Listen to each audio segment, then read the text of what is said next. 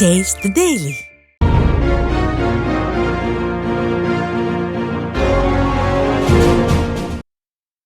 திருநின்றவூர் நகராட்சி நிர்வாக சீர்கேட்டை கண்டித்து திருவள்ளூர் தெற்கு மாவட்ட அதிமுக சார்பில் கண்டன ஆர்ப்பாட்டம் நடைபெற்றது.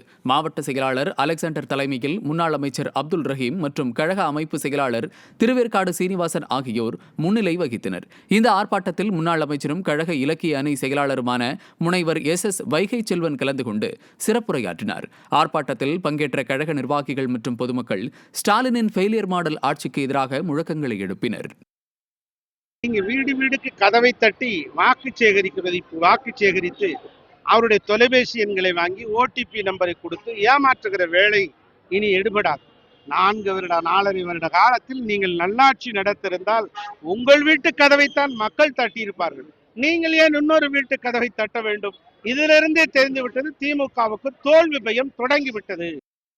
திருப்பூர் மாவட்டம் தாராபுரத்தில் அருந்து விழுந்த உயர்மின் அழுத்த கம்பியால் 2 மணி நேரத்திற்கு மேலாக போக்குவரத்து பாதிக்கப்பட்டது.